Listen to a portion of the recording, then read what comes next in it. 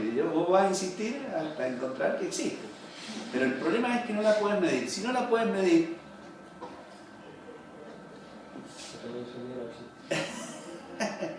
en el modelo de la explicación que hemos hecho estaría. Ahora, cuando yo te digo medila, no la puedes medir.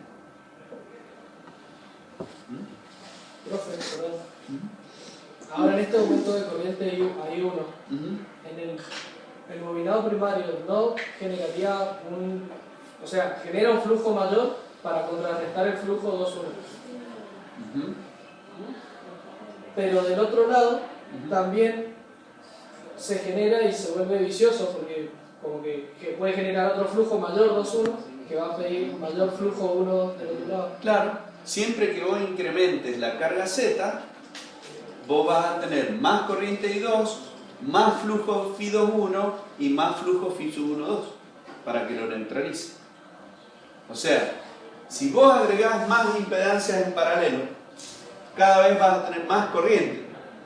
Y cada vez que tenga más corriente vas a tener más flujo Φ2-1. Más va a tender a disminuir el flujo Φ y entonces más corriente tomará el transformador de la red para compensar y permanecer el flujo constante. En definitiva, el que paga todo es el generador. La energía no es gratis. Si no, esto sería un generador de energía y esto no está generando energía. Esto lo único que hace es transformar. ¿Está entendido? ¿Se entiende, jóvenes?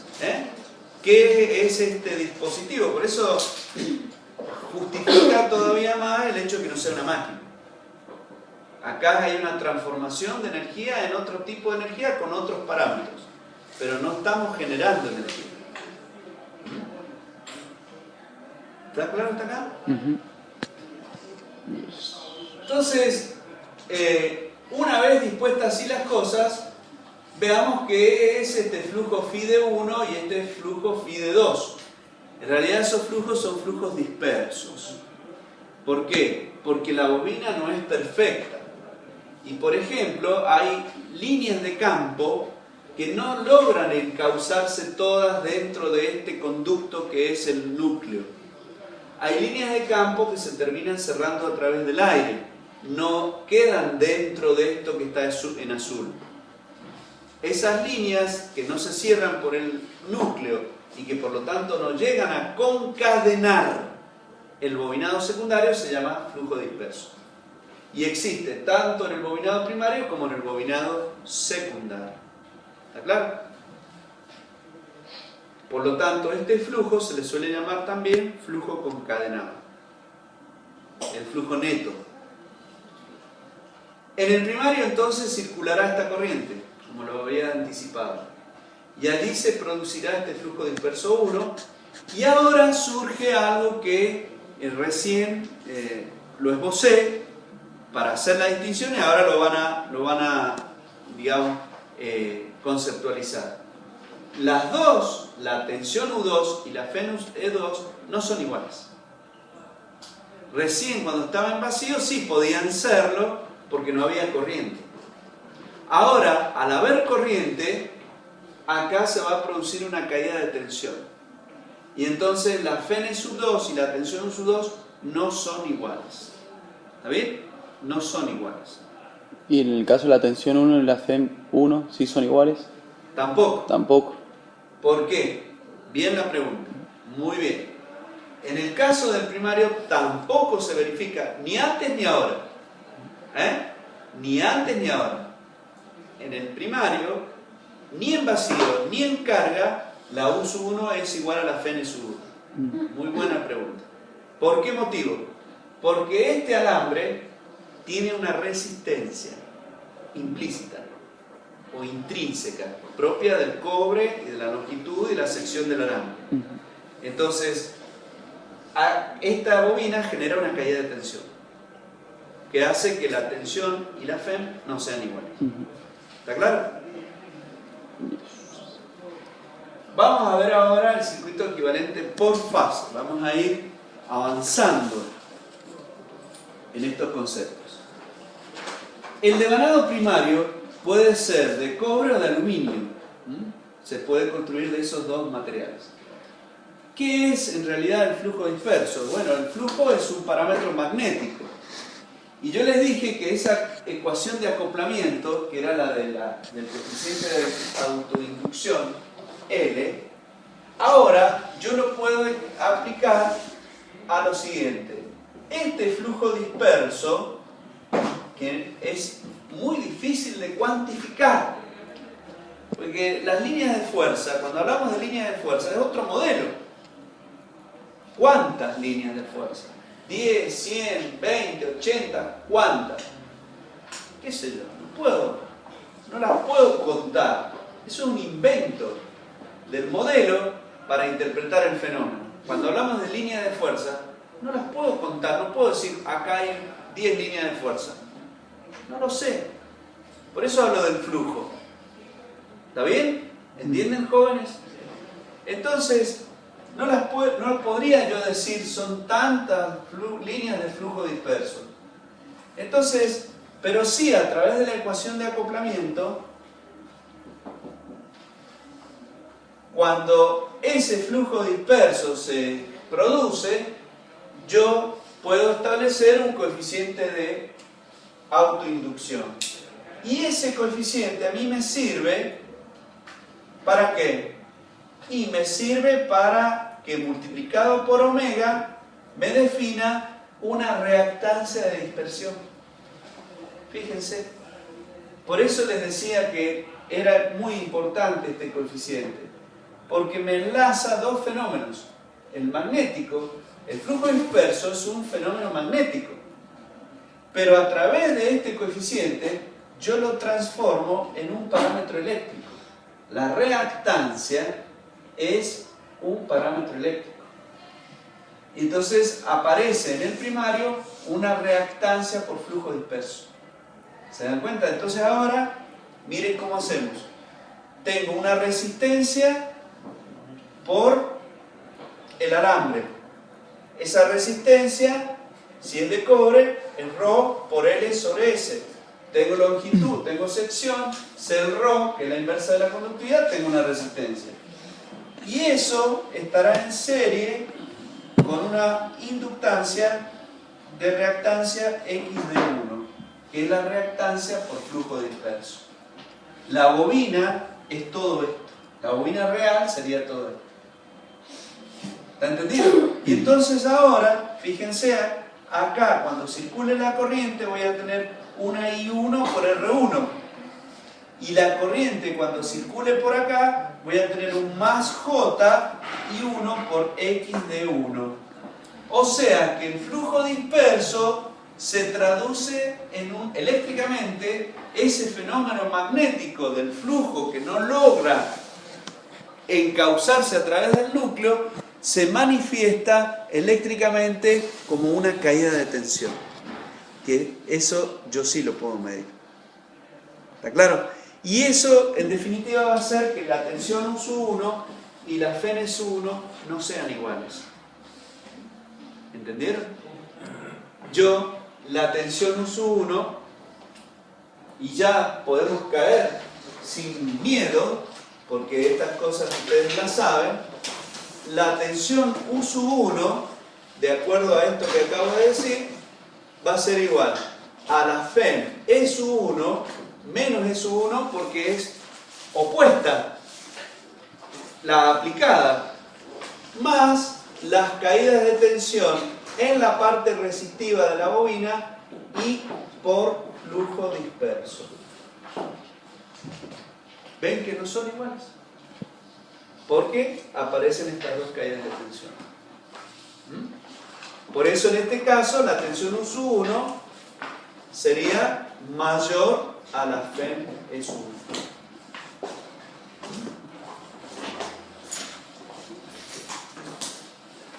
Entonces,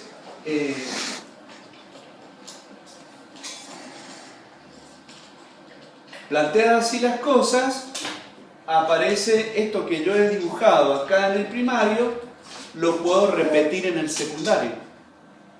¿Lo ven? ¿Por qué? Porque el secundario también está hecho con una bobina. ¿Ya lo tenemos aquí? Economía. Ah, bueno, no hay problema. Con el ingeniero de Slade. Díganle que estuvieron conmigo. O sea, nos conocemos hace mucho. Entonces, esa resistencia tiene el mismo significado que esta otra. Nada más que esta será la resistencia de los alambres de la bobina del bobinado secundario. Y la reactancia X2 será la reactancia por flujo disperso ahora en el secundario. ¿Sí? ¿Te quedaste con una duda? No. Claro. Repito, esta es la resistencia del alambre de la bobina del secundario. Y esta reactancia representa el flujo disperso que también se produce en el bobinado secundario. Y esta Z es la impedancia de carga. En los bornes de la impedancia tengo la tensión 1/2. En el núcleo voy a tener la Fe en el sub 2. Muy bien. Entonces, ahora, suerte. Ahora vamos a entrar, lástima, se van las chicas, pero entramos en una situación que es muy importante por lo conceptual. El flujo, estamos poniendo allí, es un flujo del tiempo, variable con el tiempo, y sinusoidal. Ajá. Esto es de una importancia enorme. No, es crucial. ¿De qué depende de que el flujo sea sinusoidal? Depende de que la tensión U1 sea también sinusoidal. Y acá empieza a complejizarse, digamos, el estudio de toda la electrotecnia, digamos. Porque el hecho de que sea sinusoidal, ustedes van a ver que nos va a ahorrar muchísimos problemas. Lo podríamos decir al revés. Todos los problemas que aparecen en el campo de las máquinas eléctricas y de la electricidad en general surgen de que el flujo, la tensión no sea senoidal. Eso es un problema muy actual que ustedes van a escuchar que se le llama calidad de energía. Calidad de la energía. La calidad de la energía, entre otras cosas, surge de un flujo o de una tensión no sinusoidal. ¿Está bien? A nosotros nos va a interesar y van a ver ustedes que todos los problemas se resuelven muy sencillamente si esa condición se verifica. Por eso el generador que produce la tensión alterna está diseñado para producir una tensión sinusoidal. El diseño del generador de la máquina es para producir una onda senoidal. Entonces, si la tensión es senoidal, el flujo va a ser senoidal. Entonces, ¿qué va a pasar? Y va a pasar que si el flujo es phi de t igual a phi máximo, ¿sí?, por el seno de omega t, bueno, ese flujo en forma fasorial nosotros lo dibujábamos sobre el eje de las abscisas, el semieje positivo, lo acostumbrábamos a hacer así. Este va a ser el flujo máximo y que gira a la velocidad angular omega. La FED inducida en el primario, y ahí no sé por qué se ha borrado la deducción, pero es fácil. La FEM S1 era menos N1 por la derivada del flujo respecto del tiempo. Entonces, si yo ahora digo que es senoidal, la derivada del flujo respecto del tiempo va a ser igual al flujo máximo por omega por el coseno de omega t. Entonces, la FEM S1 de t va a ser igual a menos N1 por el flujo máximo por omega por el coseno de omega t. Y el E1 máximo, ¿qué será? Y el E1 máximo será N1 por el flujo máximo por omega. Que en forma simbólica, E1 será igual, digamos, estará desfasado 90 grados respecto del flujo. Profe, perdón, ¿el menos queda en la ecuación de la FEM? O Claro, es la de ley de Lenz. No lo había visto, sí, Ese menos lo arrastro por la fórmula de Lenz. Como es menos coseno, entonces la FEM estaría acá abajo. Esta será la FEM E1 máxima. 90 grados y en atraso. ¿Está claro? La misma deducción yo la puedo hacer para la FN2. Y también la voy a tener aquí en atraso. Que, fíjense, por escala, la E2 la he hecho más grande que la E1. Eso puede ser al revés. Puede ser que la E2 sea más chica que la E1. ¿Está bien? Entonces, vamos a terminar con esto. Ese E1 máximo yo lo voy a expresar en valores eficaces. En valores eficaces es el E1 máximo sobre la raíz cuadrada de 2, por tratarse de una onda senoidal. ¿Se acuerdan que yo hice un cuadrito de resumen? Si la onda no es senoidal, esa, digamos, la raíz de 2 puede tomar otros valores, dependiendo del tipo de onda. Entonces, si yo reemplazo este valor eficaz, E1 máximo será omega por N1 por el flujo máximo sobre la raíz cuadrada de 2.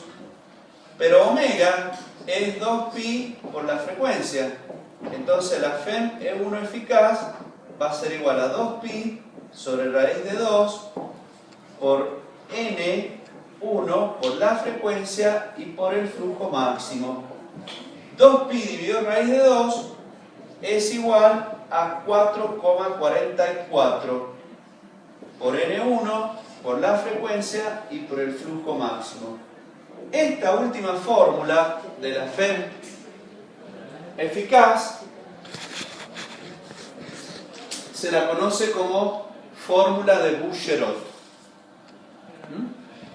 Esto que acabamos de deducir acá, que yo he hecho la deducción allí, se llama fórmula de Bouguereau. Y de esa fórmula, de la fórmula de Bouguereau, surge algo muy importante. ¿Vieron cuando yo les decía, vayan anotando conceptos? Aquí surge otro concepto importante de esta máquina. Yo les dije que era una máquina de flujo constante.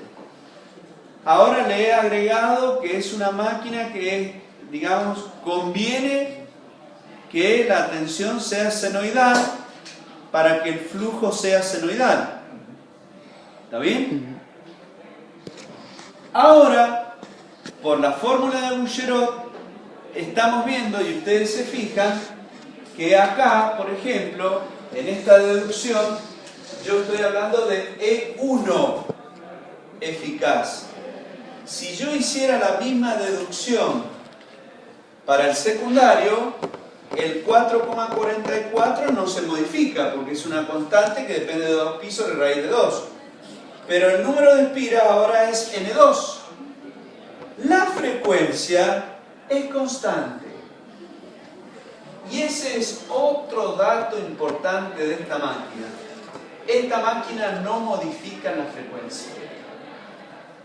El flujo máximo es el flujo concatenado. Por eso no afecta.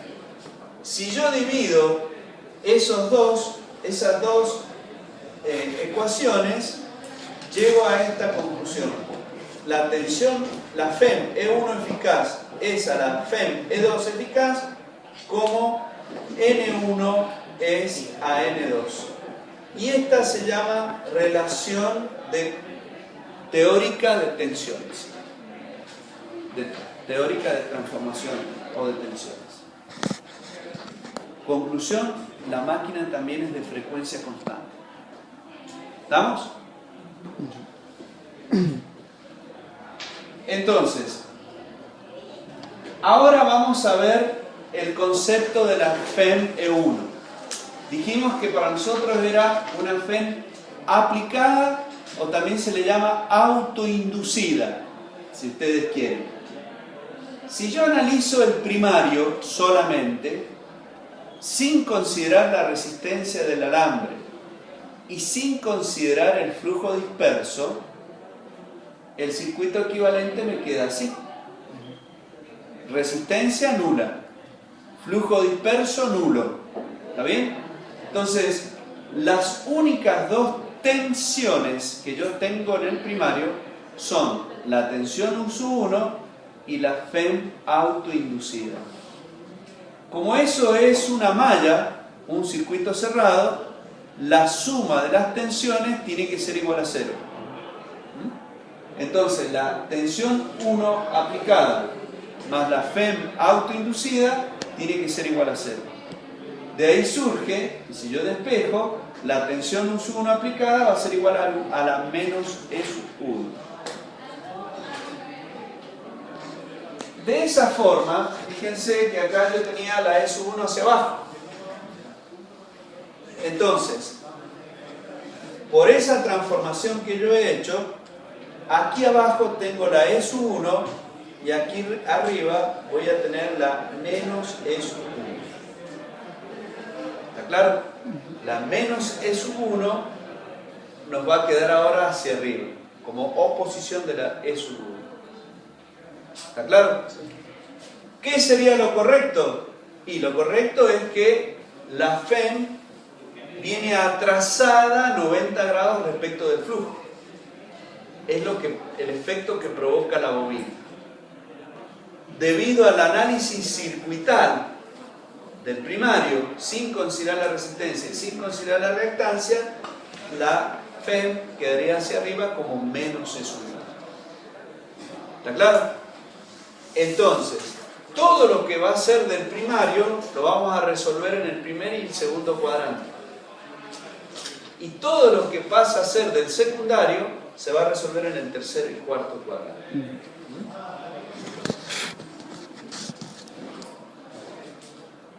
¿Van entendiendo hasta acá? Bueno, acá hay un ejemplo que está un poco, bueno, lo podemos explicar. Es un transformador relación 220-110 que está fabricado para 60 Hz y se lo quiere conectar a 50 Hz. O sea, supongamos, se lo fabricó en Estados Unidos para 60 y se lo quiere usar acá a 50. Por la fórmula de Bouguereau, la tensión para 60 Hz es 220, 444 por 60 ciclos por segundo, el flujo por N. Ese flujo por N, el flujo concatenado, si reemplazamos, vale 0,83. ¿Está bien? El flujo concatenado depende del flujo y la cantidad de espigas. Si lo uso en 50 Hz, el producto 444 por la frecuencia que ahora es 50 y por el phi n, que es 0,83, me daría una tensión de 184 volts. Como yo aquí lo conecto a 220, que es mayor a los 184 volts, ese transformador acá se quemaría. El flujo concatenado es el que me da la respuesta. No podría funcionar a la misma tensión. ¿Está entendido? Un transformador hecho en Estados Unidos para 60 Hz, 220, 110, acá se quemaría por la frecuencia nuestra. Al revés, si yo lo construyo para 50 y me lo llevo para allá para usarlo a 60, veamos qué pasa. 444 por 50 por phi n ahora nos da un flujo concatenado de 0,99. Si lo usamos en 60, requeriría una tensión de 263 voltios. Como yo le aplico 220 que es menor a los 263, acá podría funcionar a la misma tensión y no se quemaría. ¿Está claro? Fabricándolo para 50 hercios, yo lo puedo conectar a 220 y no se va a quemar. O a 110. Es lo mismo. ¿Sí? Pero no se quemaría porque el flujo concatenado es mayor. ¿Está entendido? Ese sería el ejemplo. Bueno.